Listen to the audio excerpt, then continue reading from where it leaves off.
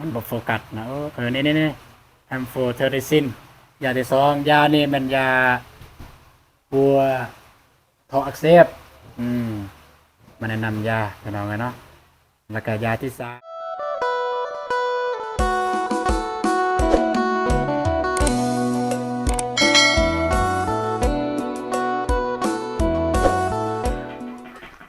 กราบทักทายสบายดีเด้อสบายดีพ่อแม่พี่น้องหมดสุขุสุคนยินดีต้อนรับสองการ์ตูนเสนอคือเก่าเส้นเคยพี่น้องเนาะวันนี้การ์ตูนก็ยังที่บ้านน้องบองพี่น้องเอ้ยบ่าวนงเพิ่นออกเมื่อก่อนเพราะว่าเพิ่นอยู่บ้านอยู่ไกลแน่ แต่การ์ตูนวันนี้ก็มีเวียกน้อยหนึงพี่น้องเอ้ยมีเวียกกับน้องบ้วนเนาะเพราะว่าการ์ตูนก็เคยมาอัปเดตก็คือน้องบ้วนมาอัปเดตเรื่องอาการที่น้องบ้วนเพิ่นเจ็บแล้วก็มีทางผู้ใหญ่เพิ่นว่ามันบ่แม่นไทรอยด์เพิ่นว่าแล้วก็มื้อนี้ก็พิเศษก็คืออันนั้นน้องบ้วนเอ้ยมีผู้ใหญ่เพิ่นเอิ้นว่าเพิ่นแนะนำพี่น้องเอ้ยเพิ่น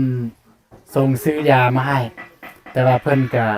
บ่มีเงินคือกันพี่น้องเพิ่นแต่มีความสามารถของเพิ่นก็คือมีแต่แนะนำก็ยังดีพี่น้องเอ้ยยังดีเพิ่นมีความรู้ความสามารถแล้วก็มีเกินว่ามีความสามารถแนะนำซื้อแนะนำให้ซื้อยาแบบนี้บางเทื่อว่ามีเกินว่ามีผู้ใหญ่ใจบุญหรือแบบ14ทางใดอยากจะช่วยเหลืออยากจะเกินว่าเมตตาน้องบวนหรือว่าน้องบองเพิ่นอยากจะซื้อยาให้น้องบวนน้องบวนเพิ่น อ่าปฏิบัติตัวก็สิไปแจ้งเลยสิไปแจ้งหาสิไปแจ้งน้องบวนน้องบวนกับน้องบองเพิ่นแหละสิไปแจ้งว่ามียานี่มียาหยังแหน่พี่น้องเอ้ยเรื่องราคานี่ยังบ่ฮู้ว่ามันเท่าใดพี่น้องแต่ก็สิไปแจ้งอ่าซื้อยาตามที่เพิ่นแจ้งพี่น้องเอ้ยโอเคไปตอนนี้น้องบวนเพิ่นอยู่เทิงเฮือนเลยพี่น้องโอเคนี่ก็อยู่บ้านน้องบอง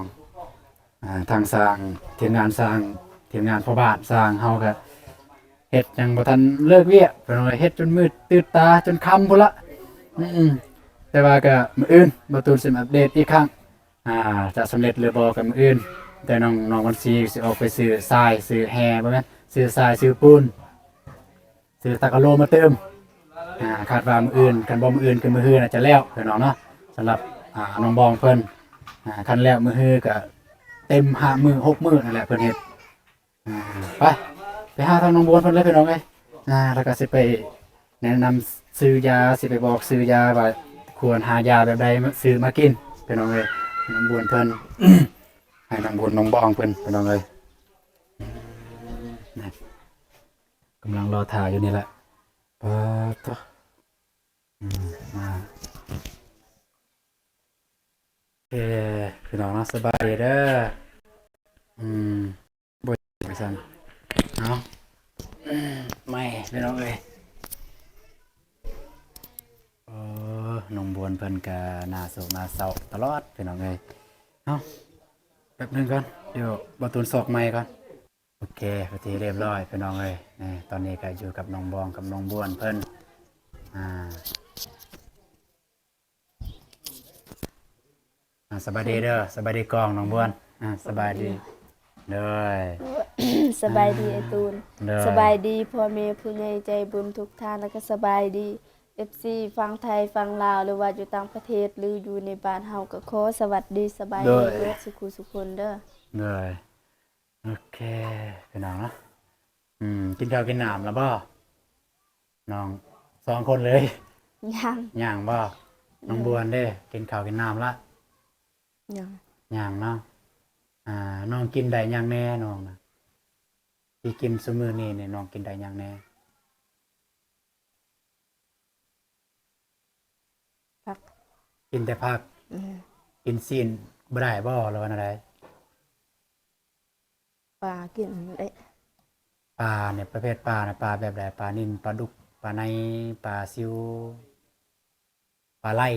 ปลาหยังสิมากินปลาน้ำคลองแต่กินปลาน้ำคลองเด้อเป็นหยังต้องปลาน้ำคลองอันนี้เหตุผลแน่ปลาน้ำคลองบ่ได้กินหัวอาหารโอ้ปลาน้ำคลองบ่ได้กินหัวอาหารเด้อสมมุติปลาไหลเด้ปลาไหลทองบ่ฮู้ปลาไหลเอี้ยนน่ะนะ เย็นเอียนนี่บ่ได้กินหัวอาหารเปลืองจ้า ปลาคอนี่ก็กินแต่ว่าปลาคอก็บ่ได้กินหัวอาหาร เอาสิว่าง่ายๆซะ กิน ที่น้องบวนกินบ่ได้ก็คือปลาได้กินหัวห่านมันกินบ่ได้ โดย ก็ประมาณนั้นพี่น้องเอ้ยอืม เป็นจังไดแบบเมื่อยบ่หรือว่าอ้าย เมื่อย เมื่อย อืมอืมอืมอืมที่บ่ตูนเคยแนะนำเนี่ยบ่ให้อยู่แต่เฮือนครัวเนี่ยบ่อยู่แต่เฮือนครัวเด้อมันสิมีควันเข้าปอดเข้าหยังนี่แหละ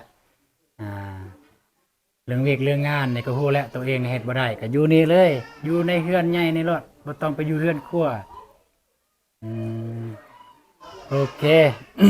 บ่ตูนมามื้อนี้ก็บ่มีหยังหลายเด้อก็ โดย สิมาแจ้งยุกยายุกยาของผู้ใหญ่เพิ่นที่เพิ่นแนะนำมา โดย แต่ว่าเพิ่นก็เกินว่าก็เพิ่นก็บ่มีเงินบ่มีคำในการสิซอยเหลือ โดย เกินว่าสิซื้อให้ แต่ว่าเพิ่นมีแต่คำแนะนำ โดย มีแต่คำแนะนำให้ซื้อยาแบบนี้แบบนั้นมาซื้อมึงเธอว่าน้องบองมีเงินอยากจะซื้อก็ไปซื้อตามยาที่เพิ่นแนะนำนี้แต่จริงเพิ่นก็อยากซอยอันละแต่เพิ่นว่าเพิ่นก็บ่มีเงินคือกันสิซอยนะสิซอยซื้อเพิ่นก็บ่มีเงิน แต่เพิ่นมีเพิ่นก็ว่าเพิ่นอยากซื้ออันละเพราะฉะนั้นเพิ่นก็เลยได้แต่ให้คำแนะนำ โดย ก็ยังดีเพิ่นยังเกินว่ามีความเกินว่ามีความหวังดีต่อน้องบวนอยากให้น้องบวนเศร้า เพิ่นเป็นคนตรงๆได้เพิ่นเด้เพิ่นเว้าย่านเด้ เพิ่นก็เว้าอยู่ว่าน้องบวนแบบอายหยังบ่ต้องอายเด้อเรื่องยุกเรื่องยาถ้าได้ซื้อบ่ต้องแคะยาบ่ต้องว่าบ่กินยาคมสำใดสำหนึงว่าโอ้ยคมค่อยกินบ่ได้เจ้าเลือกเอาระหว่างคมกับเจ้าเจ็บซุมื้อนี้เจ้าเลือกเอาเจ้าเลือกกินอะไรเจ้ากินยามันคมแล้วมันเศร้าเจ็บแล้วก็เจ้ากินบ่ยาเจ้ากินเจ้าบ่ได้กินยาแล้วมันเจ็บตลอดไปเจ้าเลือกเอาเลยเจ้าสิเอาตัวใดประมาณนั้น ให้น้องคิดจังสันเด้อคันน้องคิดว่าคมน้องไม่ต้องกินและเจ็บตลอดไปเลย แล้วคันรู้สึกว่าคันน้องรู้สึกว่าน้องเจ็บนี่น้องทนบ่ได้ให้อดกับคมมันซะกินคมก็กินประมาณนั้นนะถ้ามียาถ้ามีเงินซื้อยาอ่าแต่ว่าปัญหากับบ่มีเงินซื้อยาแต่ว่าก็สิมาอ่านสิมาเพิ่นเซตมาดอกเพิ่นเซตมาทางFacebook เบาตูนพี่น้องเอ้ย เดี๋ยวสิอ่านในพร้อมๆกันเลยให้น้องบวนน้องบองฟังนำกันเลยแล้วก็สิส่ง สิส่งให้น้องบองรายละเอียดตัวเพิ่นส่งมาเป็นอะไรแน่พี่น้องเอ้ยแล้วก็เบาตูนเองก็สิไปในเมืองก็จะได้ถามคือกันจะได้ถามแถวห้างนั่นแหละมันมีขายอยู่บ่แบบประเภทยาที่เพิ่นส่งมาซื้อยานะมันมีขายอยู่บ่ ฟังเด้ออืม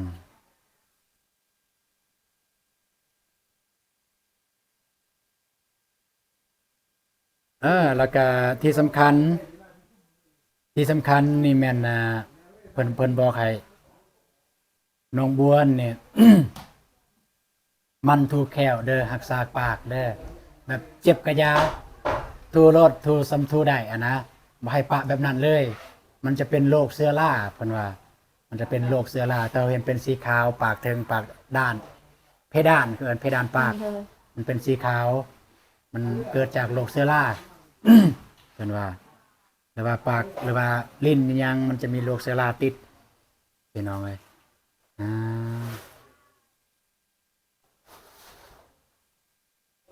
เพิ่นบอกให้ถูกแควเด้อประเภทยาที่เพิ่นส่งมาเนี่ยมัน3ประเภทอยู่นี่ทออาหารเพิ่นว่าทออาหารก็คือทออาหารอักเสบแต่บ่เตือนเคยมาแจ้งมื้อนั้นเด้อว่าน้องบวนเนี่ยมีเกินว่ามีอาการทออาหารอักเสบให้ซื้อยาก็ซื้อยาเนี่ยมันบ่ตูนอ่านถูกหรือผิดก็ขอโทษขออภัยนะไม่ได้พี่น้องเอ้ย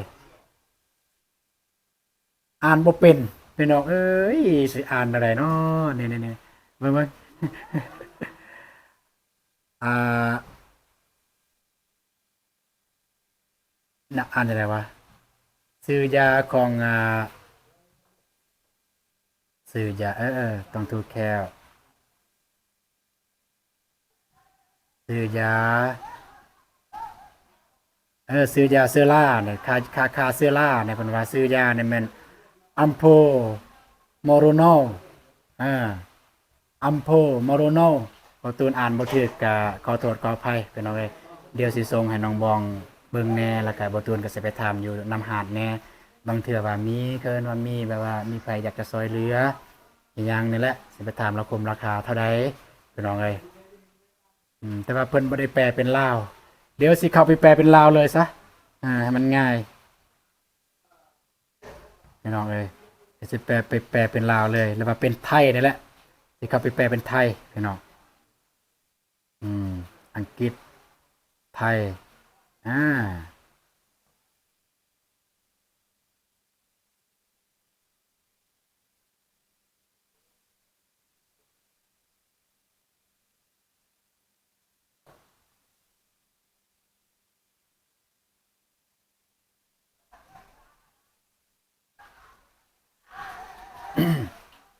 แม่นแล้วเป็นเอาไงนี่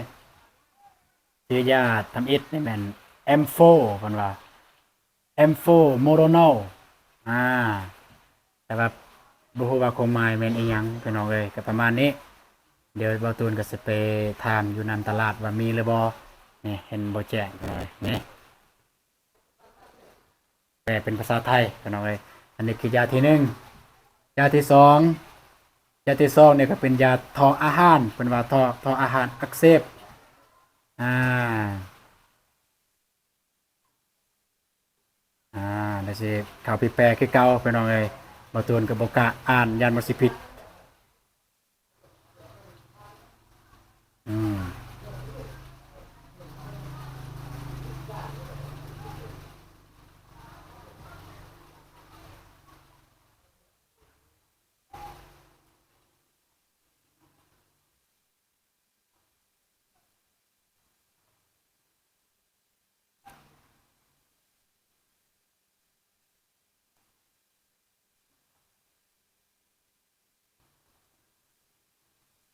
นี่อันนี้แม่นยาที่สองแอมโพรแอมแอมโฟเทอราซินเทอริซินแอมโฟเทอริซินแอมโฟเทอริซินนี่มันบ่โฟกัสนะนี่แอมโฟเทอริซินยาที่สองยานี่มันยาปัวท้องอักเสบอืมมันแนะนำยาพี่น้องกันเนาะแล้วก็ยาที่สาม ยาที่สามนี่แม่นยาเพิ่นว่านี่แม่นยาสำหรับโรคกระเพาะก็คือเพิ่นให้กินโรคกระเพาะก่อนเพราะว่าถ้าน้องบวงเนี่ยน้องบวงเนี่ยเพิ่นเจ็บแบบเจ็บอันอื่นแต่ว่ามันเฮ็ดให้น้องเพิ่นกินข้าวบ่ได้แล้วก็นี่มันเฮ็ดให้กระเพาะบัดนี้เพราะว่าเฮากินข้าวบ่ตรงเวลาแดกินข้าวบ่หลายแดมันเป็นกระเพาะยากระเพาะเนี่ยชื่อว่าสิเขาไปแปลที่เก่าพี่น้องเอ้ยบ่ตูนก็บ่ได้เก่ง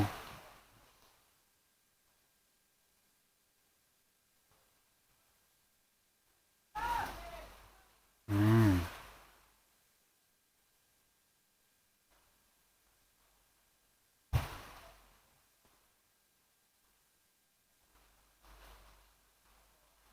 เฟนโทพลาโซเฟนโทพลาโซแอนโทปราโซนั่นแหละเฟนโทพลาโซอันนี้มันยาดีกระเพาะอันนี้ได้อยาดีกระเพาะแล้วก็ยาที่สี่พี่น้องเอ้ยยาที่สี่นี้แม่นยาที่สี่เกิดตัวนี้พี่น้องเอ้ยเนาะนี่เฮ้ยยาที่สี่แม่นแอมโพเทอร์นิกแอมโพเทอร์นิกบีพี่น้องเอ้ยตัวนี้มันยาสำหรับกระเพาะกับท่ออาหาร ยาใส่ ยาใส่แมนส่วนประกอบเฮ็ดให้กันว่า แมนเฉพาะกระเพาะกับท่ออาหารตัวนี้เด้อแบบปนรวมเลยเดี๋ยวรายละเอียดก็สิก็ความนี้สิส่งให้น้องบองเพิ่นบางเทื่อว่าอ่าน้องบองเพิ่นอยากจะไปซื้อด้วยตัวเองนำตลาดนำห้างนำห้องหมอ ก็น้องพอได้ฮู้ว่าซื้อยาเป็นอันใดแน่พี่น้องเนาะแล้วก็บ่ตูนเองก็บ่แม่นว่าสิปาสิทิมก็สิได้ถามคือกันก็ได้ไปตลาดก็สิได้ไปถามสิได้ไปถามทางอยู่ห้านแต่บ่แน่ใจว่าห้านอยู่บ้านเฮาเนี่ยเพราะว่าเมืองน้อยมันสิมีหรือบ่กันมาไปห้านเมืองใหญ่แบบปากเซบ่สวรรค์จังซี่แล้วก็เวียงจันทน์หรือว่าคันสิมีแท้ๆก็อยู่ฝั่งไทยน่าจะมีตามเพิ่นเว้าอยู่ฝั่งไทยเพิ่นน่าจะมีพี่น้องเอ้ยแต่ก็ยังบ่แน่ใจคือกันว่าจะมีหรือบ่ก็ประมาณนี้ละ ก็บ่ได้เกินว่า บ่ตูนก็เชื่อว่าถ้าเพิ่นมีเงินผู้ที่แนะนำนี่เพิ่นซอยหรือถ้าเพิ่นบ่อยากซอยเพิ่นบ่เสียเวลามาแนะนำดอก โดย แต่เพิ่นก็ตั้งใจอยากซอยแต่ว่าเพิ่นก็ซอยบ่ได้เพราะว่าเพิ่นก็บ่มีคือกันนะแต่ว่าที่สำคัญเพิ่นว่าเด้อเพิ่นบอกว่าที่สำคัญน้องบ้วนนั่นอันนี้เพิ่นเว้าแบบนั้นแต่ว่าทึกใจบ่ตูนเลยทึกใจเด้เพิ่นว่าจังซี่ถ้าว่าเจ้าอยากเศร้าเจ้าต้องห้ามแคะยา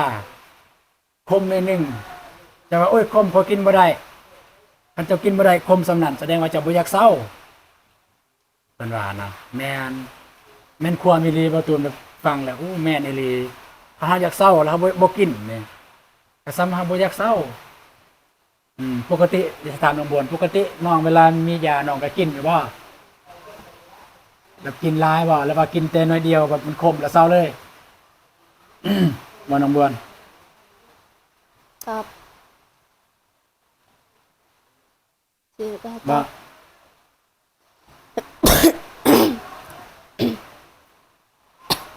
บวนchị đủ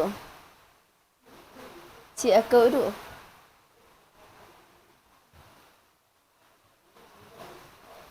บ่น้องบวนบ่ต้องอายเด้อแล้วก็เรื่องอายนี่เด้อเพิ่นว่าเนี่ยเรื่องอายเนี่ยบ่ให้อายบางทีว่าผู้ใหญ่เพิ่นมีแบบเกินว่าเขาอยากซอย แต่ว่าเขาเบิ่งคนแบบว่าอายลักษณะอายแล้วก็บ่แสดงอาการว่าอยากเศร้านะอยากเศร้าเจ็บมันเธอเพิ่นอยากซอยแต่ว่าเฮ็ดแบบนั้นเพิ่นก็บ่ซอย อันนี้บอกตรงๆเลยนี่เด้อ rồi แนวใดน้องบวนอายบ่แล้ววันอะไรถามมึงน้องบอลน้องบอง น้องเว้าแทนก็ได้คือ ได้ เป็นคนขี้อายตั้งแต่น้อยแล้วก็บ่เคยติดสังคมแล้วบ่เคยแล้วก็บ่มีหมู่แล้วก็บ่เคยออกไปเลินข้างนอกไม่ได้อยู่ในเรือนตลอด แล้วก็ไปสวนแล้วก็กลับกินข้าวแล้วก็นอน เนาะที่สำคัญเนี่ยเข้าใจว่าอายเขาควรเขาอายนะ คือเบาตูนเข้าใจเด้อว่าน้องบวนอายเด้อ อันนี้ก็เอาบ่สามารถไปบังคับใจภายใดดอก แต่ว่าเบาตูนก็อยากแนะนำมันแหละก็คือจากที่ฟังนำผู้ใหญ่เพิ่นเว้ากันทึกเฮาบ่ต้องอายเด้อเอาคือสว่าตอนนี้เฮาเจ็บแล้วเฮาอยากเศร้า ก็ เฮา คื อยา อก เศร้า ว่าก็คือว่าแต่ก่อนหันเอื้อยก็กินยาอยู่บ่แพ้แต่ว่ามาเดี๋ยวนี้ก็เอื้อยว่าเวลากินยาก็คืนก็เจ็บแฮง แห่งกินแห่งเจ็บ โดย เอามันเกินว่าอย่างเนาะ เป็น ลัก ก ษ ระ ณะ เพาะ พยาธิกับยามันตีกันเด้เทื่อแรกแล้วมันก็ตีกัน นั่นน่ะมันก็เจ็บ เป็นกระเพาะบ่ตอนนี้ โดยเป็นกระเพาะ นั่นแหละแต่บาตูนที่ทรงอันนี้แล้วก็ไปทานตามท้องตลาดไปก่อนว่ายาประเภทแบบนี้มีบ่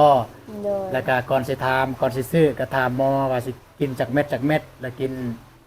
หลังอาหารหรือก่อนอาหารถามต้องละเอียดเด้ออันมีเงินไปซื้ออะนะบาตูนเองก็บ่มีเงินคือกัน แต่ก็สิลองไปถามแล้วก็แสดงมาแจ้งบางทีว่ามีคนอยากซอยเรืออยากจะซื้อตัวนี้มันก็บ่ต้องอายเด้อน้องบวนเด้อ เอาคือซะว่าคือเฮาอยากเข้าห้องน้ำหั่นแหละซะเฮาปวดท้องปวดท้องแห้งเฮาอยู่ในบ่อนแล้วมีคนอยู่นอกหลายเฮาสิถ้าอยู่ในบ่อนเลยก็บ่ได้เฮาต้องจำเป็นต้องไปหาห้องน้ำแบบนั้นนะซะเฮาอายก็อย่าอายแต่บุกเลยคงอายแล้วนั่นเด้อ บ่ต้องอายแบบนี้คือกัน จ จะเห็นนัด แบบนี้คือกันเด้อเจ้าบ่ต้องอายเด้อคันเจ้าอายแหละว่าอีหลีเด้อคันเจ้าอายเจ้าจะบ่เศร้าเจ็บเลยเด้อคันเจ้าอายเจ้าบ่เศร้าเจ็บเลย แต่ก็บ่ได้หมายความว่าคันเจ้าบ่อายจะเศร้าเจ็บแต่อย่างน้อยบางเทื่อก็มีคนอยากช่วยเหลือเพิ่นฮักสิซอยแนวนั้นนะแต่ว่าคันเฮาอายเอาปักหมุดไว้หั่นเอาบ่ปากบ่ติงเพิ่นก็บ่ฮู้สิอีตนแนวใดว่าซั่นซะไม่ได้เฮาผู้เห็นจังซี่เฮาผู้ที่เห็นนะที่เห็นความจริงจังซี่เฮาก็อีตนแต่ก็ได้แต่อีตนนั่นแหละเฮาก็บ่มีหยังสิซอยแต่จังซั่นเด้อก็บ่ต้องอายแล้วก็บ่ตุนสิย้ำอีกเทื่อนึงที่สำคัญก็พยายามดูแขวเด้อเจ็บก็อย่ามีอยู่บ่ฟอยเราเองมีบ่ บ่มีแล้ว บ่มีบ่ โดย น้องบองไปซื้อให้เด้อ โดย ซื้อให้ทู่ได้ทู่ให้อีหลีได้ทู่ฮักษา คือว่าช่วงก่อนมีอยู่แต่ว่า อืม ว่าทูแล้วเจ็บก็เลยบ่ทูทิ่มเลยฟอย ทู่ตอนเจ็บบ่แล้วว่าทู่แล้วจึงเจ็บ บ่ทูตอนเจ็บนั่นแหละ ก็ทู่เกินว่าทู่เบาๆก็ได้ เพื่อบ่ให้มีเชื้อรามันติดนะทู่เบาๆก็ได้ซ้ำใดทู่ได้ก็ทู่ไปก่อนบางเทื่อมือนี่เจ้าทู่ได้ซ้ำนี่มืออื่นทู่ได้ซ้ำนี่มันก็บ่ต่างจากที่เฮาอย่างว่าเฮาบ่ลึงอีหยังว่าซั่นซะเฮาบ่ลึงอันนี้ครั้งแรกเฮาไปเฮ็ดมันก็บ่ลึงเฮาก็เจ็บบัดครั้งสองมันก็เริ่มบ่เจ็บแล้วครั้งสามครั้งสี่ครั้งห้าบ่เจ็บเลยบัดนี้นะ โดย แขวคือกันนี่คือกันบ่ตูนก็เคยเป็นแต่แขวบ่เคยทูแขวเวลาทูยามใดเลือดออกบ่เคยทูแขวเด้บัดเฮาทูไปทูมามันลึงแล้วมันบ่เจ็บเลือดบ่ออกบัดนี้ นั่นน่ะก็ประมาณนั้นแหละที่บ่ตูนมาแจ้งก็จึงได้ก็ต้องขอโทษขออภัยนำเวลาพี่น้องเนาะบ่ตูนแจ้งกันไปกลับมา มันสิบ่ละเอียดปานใดพี่น้องเอ้ยแต่ก็มันสิ่งสำคัญก็มันอยู่ที่ซื้อยานี่แหละบ่ตูนจะได้ส่งให้น้องบองเพิ่นพี่น้องและถ้าผู้ใดอยากรู้รายละเอียดอยากจะเกินว่าอยากรู้รายละเอียดอยากรู้ซื้อยาแล้วก็อยากรู้เกินว่าหยังแล้วก็อยากซอยเรือซั่นซะอยากซอยเรือทางน้องบวนหรือว่าน้องบองเพิ่นก็สามารถซอยเรือได้พี่น้องเอ้ยทางบ่ตูนแล้วก็ทีมงานก็ยินดีเป็นสะพานบุญให้พี่น้องโอเคก็ประมาณนั้นแหละน้องบองอ้ายก็สิได้กลับก่อนไปกับน้องบวงเด้อแต่ปฏิบัติตามเว้าหั่นย้ำเรือนครัวก็อย่าฟ้าก็บ่ต้องเข้าดุหลายแล้วก็อาบน้ำอาบในรักษาตัวเองนะ